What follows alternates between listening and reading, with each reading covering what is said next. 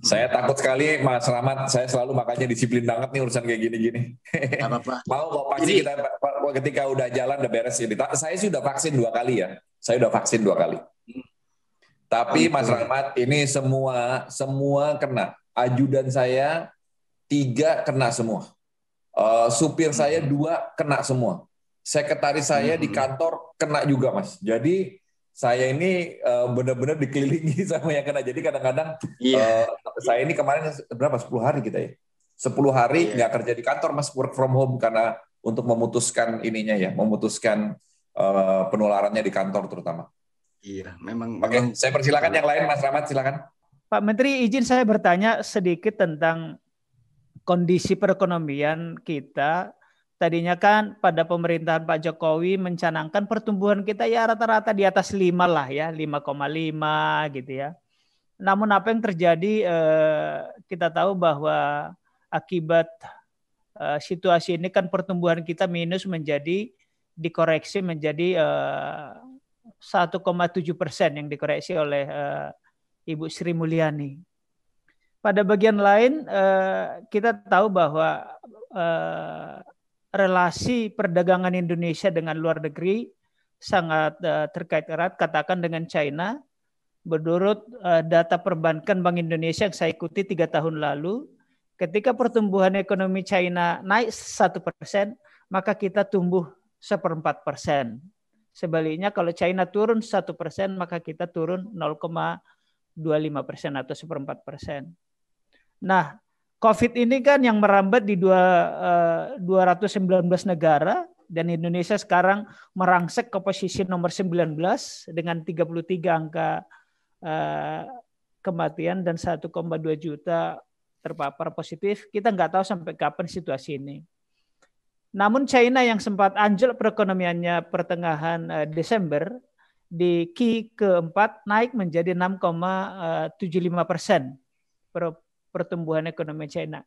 Pertanyaan saya, tadi kita sudah lihat bahwa surplus perekonomian perdagangan kita dari ke Amerika, India, dan Filipina itu sekitar 22 bilion dolar, tapi kita defisit ke China, Thailand, dan beberapa lainnya sekitar 12 juta bilion dolar.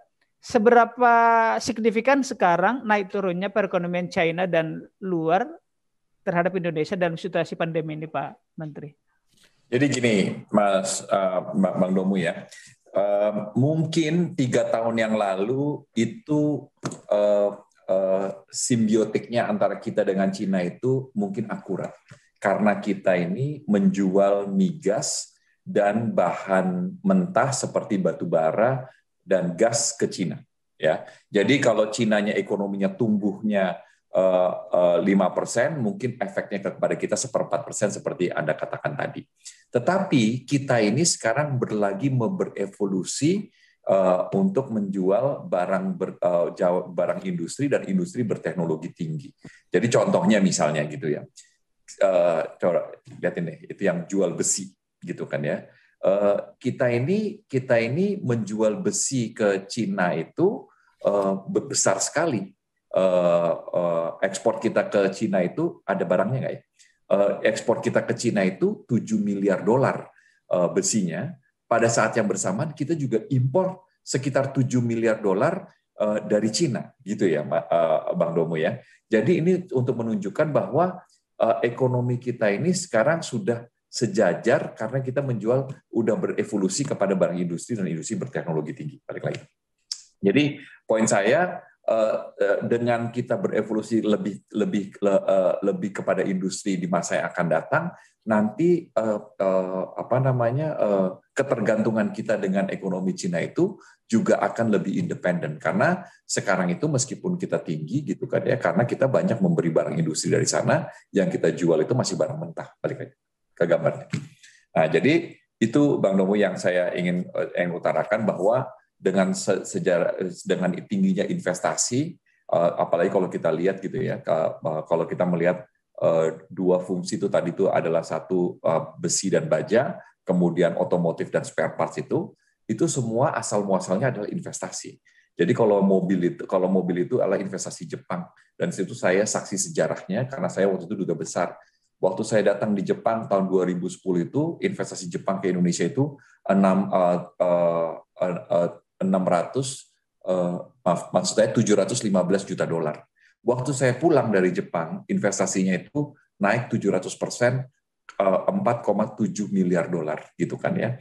Kenapa? Karena Jepang itu datang berbondong-bondong untuk investasi di mobil. Jadi dalam 3 tahun waktu saya di sana itu, mungkin industri otomotif itu tumbuh dan mendapatkan investasi sekitar 8 miliar dolar. Jadi Mitsubishi double kapasitas, Nissan double kapasitas, Suzuki double kapasitas, Toyota double kapasitas. Daihatsu produksinya di Indonesia ini sekarang lebih besar daripada produksi di Jepang. Jadi Bang Domo, ini menyebabkan tiba-tiba tahun 2018 otomotif itu masuk 10 besar ekspor non-migas kita. Sempat jadi nomor 3, sekarang ini jadi nomor 6 karena ekspor kita turun dari 315.000 mobil menjadi 250.000 mobil tahun lalu. Nah, jadi saya ingin mengatakan bahwa dengan evolusi kita menjual barang industri dan industri berteknologi tinggi, ketergantungan kepada Cina itu makin lama akan makin sedikit. Dan kalau kita lihat Bang Domi, ini masalah investasi yang lebih dari 5 miliar dolar itu sangat matters kepada ekspor non-migas kita. Contohnya itu adalah besi dan besi baja. Jadi kita ini sekarang adalah penghasil stainless steel nomor 2 di dunia. Kenapa? Karena investasi di satu tempat. Anda di mana? Anda di Sulawesi Tenggara nggak? Karena di satu tempat, yaitu dari Morowali. Dan ini menyebabkan industri tumbuh. Nah, ini akan diikuti dengan tempat-tempat industri dengan investasi yang syarat dengan modal, yaitu di Weda Bay, di Halmahera, di Ternate, maksud saya di Maluku Utara. Kita akan mendapatkan investasi besar sekali di Bintan untuk alumina dan aluminium smelter, gitu kan ya. Dan ini ada kira-kira 5 apa 6 pusat-pusat industri investasi lebih dari 5 miliar dolar. Ini menyebabkan nanti Indonesia akan berevolusi menjadi negara penjual barang industri dan industri berteknologi tinggi. Masalahnya akan banyak, Bang Domo. Ini kita nih sekarang udah dikerjain di mana-mana. Di Filipina dikasih anti dumping lah, kasih safeguard lah. Di Vietnam dikerjain juga, gitu kan ya. Di Eropa kita pergi ke mana, ke settlement body, ke lembaga sengketa WTO. Karena kenapa? Sederhana aja. Indonesia barangnya sekarang menjadi sangat kompetitif. Pabriknya baru, jadi ongkosnya murah. Dan dimanapun menjadi ancaman bagi negara-negara lain, karena kita memang menjadi produser yang paling efisien, salah satu yang paling efisien, gitu loh Bang Domo. Jadi don't worry, gitu, karena kita dalam berevolusi soalnya. Terima kasih sudah nonton. Jangan lupa like, subscribe, dan share ya.